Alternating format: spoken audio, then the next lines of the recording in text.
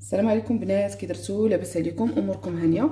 كنتمنى تكونوا بخير وعلى خير وتكونوا في احسن الاحوال ان شاء الله. اليوم ان شاء الله جيتكم بواحد الفيديو جديد.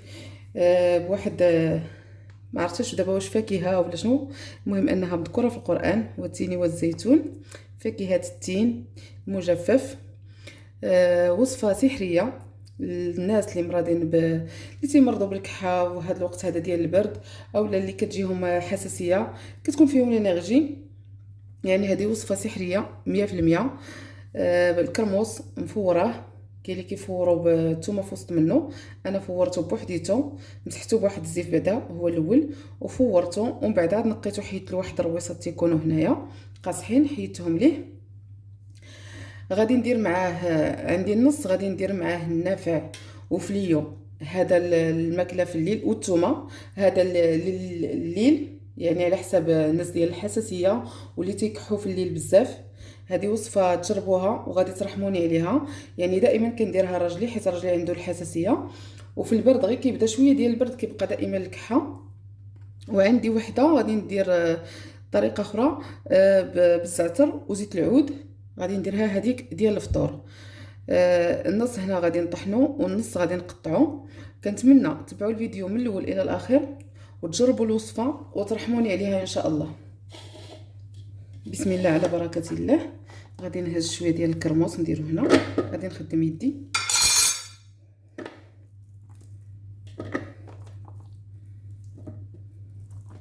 غادي نطحنوه ونفرغوه، اللي ما عندوش راه كاينه الهاشوار اولا يقطعوا طريفات رقاق ويديروا يعني هكايا في الزيت.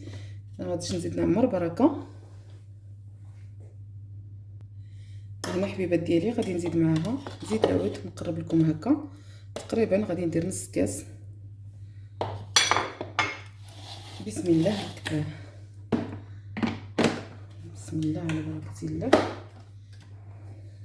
نقرب لكم باش ما يتزحم يبان لكم.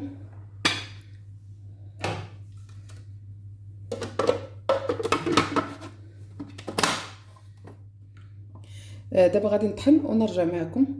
ها نتوما كويدات ديالي باش تشوفوا كيفاش رجع. انا درت فيه داك الكاس كامل ديال الزيت.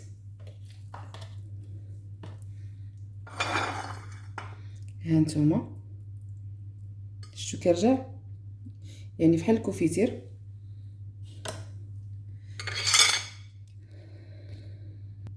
دابا غادي نزيد معاه معلقه كبيره ديال هذا ديال فليو. بسم الله على بركه الله. انا حيت فليو طحنته وما غربلتوش، ما كنتش مساليه. غادي ندير معلقه اخرى وغادي نغربلها ونرجع معكم. غادي ندير البنات عاوتاني درت هنا 2 معالق نتاع فليو، غادي نزيد 2 معالق ديال النافع كبار، غادي نغربلوهم حتى هما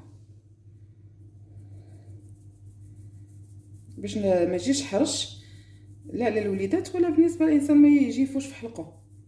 فاش كنغربلوه راه كتبقى تقريبا معلقه ونص.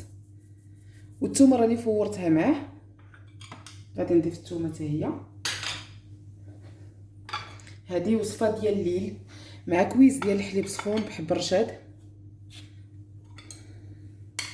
تعطيو الوليدات معلقه وتبعوا لهداك الكويس ديال الحليب سخون مع حب الرشاد ومعلقه ديال العسل الحره. كونوا على يقين ما عمر وليداتكم غادي يتشكاو ولا غادي يمرضوا ان شاء الله بالنزله ولا غادي يمرضوا بشي حاجه. وحتى بالنسبه للحساسيه غزاله. غادي نعاود ندورها ونرجع معكم. ها انتم كبيدات، ها هو واجد. بسم الله على بركه الله. نهبط لكم شويه.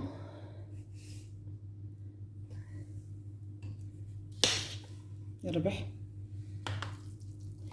انتم غزال. شي حاجه ما نقولش لكم نحيد هذه كاين معليش. عرفتوا مذاق رائع مع داك زيت العود وداك هذا. غادي نخوي في واحد البانيو ونخلطو مزيان. ها نتوما كويدات خويتو هنا. دابا غادي نخلطو مزيان غير باش يتخلط كلشي، نتاكد بان داك الثومه مخلطه مع الكرموس كامل اللي درنا. درت فيها كاس ديال زيت بلديه كبير.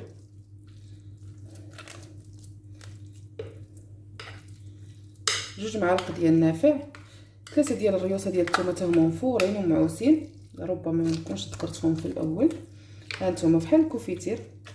وتا لما قدوا الوليدات هكا ياكلوه تزيدوا لهم معاه شويه ديال العسل، وكنظن انه غادي يعجبهم. هذا راه بالنسبه الا بغاو ياكلوه مع خبيز مع الطوست هكذا، ولكن ما ديروا لهمش فيه فليو، ديروا لهم فيه غير النافع. بسم الله. تحتفظوا عليه في جبوبنا ديال الدجاج، تكون الغطايه ديالها تتغطى مزيان.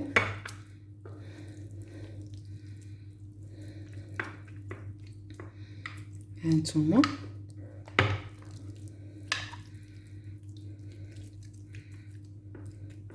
غادي نحاول ما نعمرش الجبانه بزاف باش ما نشدها هذا نسالي بركه. المهم انا غادي نخليه مده ديال 4 ايام، نزيد نقص منه مده تاع 4 ايام غادي نخليه هنايا، وعاد غادي نبدا نستعملو. يعني انا ما كنقدرش ناكل هذا الشيء، واخا صراحه انا فيا الحساسيه، ولكن ما كنقدرش ناكل هذا الشيء. زيت البلديه بصفه نهائيه ما كنقدرش على المذاق ديالها. هذه مول الدار والوليدين من سيدي ادم، الله يحفظ لكم وليداتكم وليدات ام سيدنا محمد. غادي نجمع دابا هذا الشيء من هنا، وغادي نجي نشارك معكم الوصفه الثانيه. هكا تكون الجبانه كتشد مزيان، يعني ماشي ولا قرعه ديال الدجاج تكون كتشد حتى هي مزيان. يلا نرجع معكم الوصفه الثانيه. دابا غادي نقطعوا هذا اللي غادي نفطروا به، غادي نقطعوه طريفات صغار اولا كبار كيف ما بغيتو، ودائما ما نخلطوه مع زيت العود وشويه ديال الزعتر. سبحان الله بعد شي كرموس هذا كنعطوه لواحد الناس مصوبين على يديهم طبز بدا، واللي شريت غير تفور تكنزز. هو في التفوره البنات راه يحتاج من ساعه حتى ساعه ونص انه ما كيطيبش دغيا. كاين اللي رطبه، ها نتوما نوريكم. ها نتوما هذه قاصحه، وكاين سبحانه كيجي لها هذه رطبه. هذا ديال اللي عطاوه لي واحد الناس، وهذا قاصح هذا شريته ديال زلق نيت. هذا كان مزلق ما فهمتش علاش، فهمت شنو هو السبب.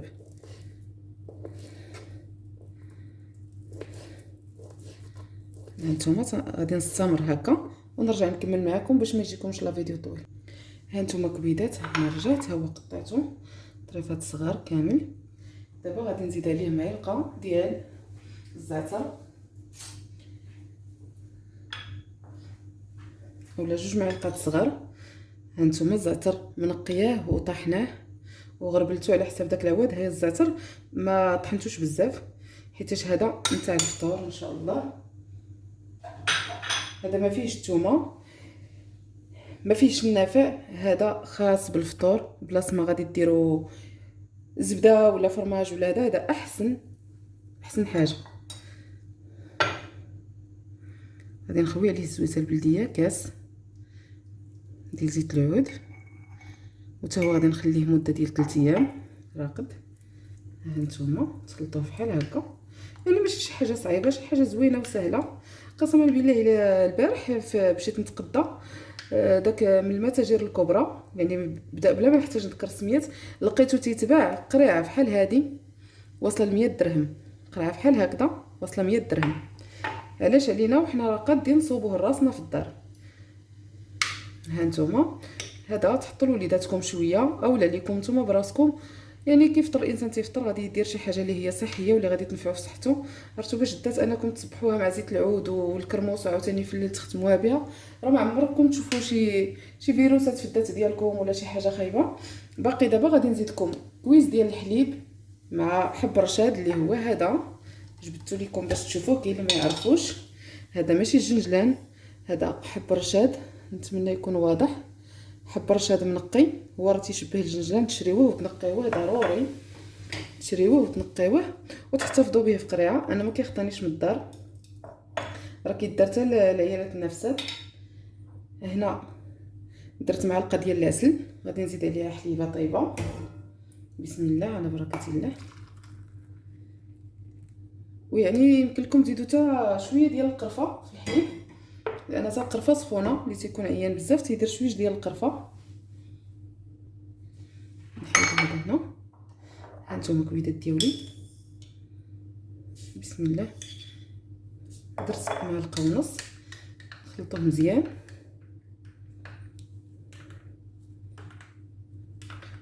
وغادي نخليوه يرتاح شويه بد ما يتطلق هذا ديالو، مع معلقه ديال الكرموس والكويس هذا. وبنادم ينعس صافي، ما يشرب لا ما من موراه لا حتى شي حاجه. السدير ديالو غادي يدفى. الا كانت شي كحه غادي تمشي.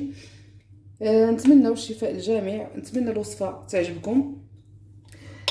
المهم البنات، فيديو قادم ان شاء الله. نتمنى تبقاو بخير وعلى خير وفي احسن الاحوال. نتمنى تبقاو في احسن الاحوال ان شاء الله، ويعجبكم لا فيديو ديال اليوم، وتجربوا الوصفه وتكتبوا لي التعاليق الزوينه ديالكم، وتقولوا لي كيف جاتكم الوصفه نتاع اليوم. يلا حبيباتي، كنتمنى تدعمونا بواحد لايك وابوني. فيديو قادم ان شاء الله.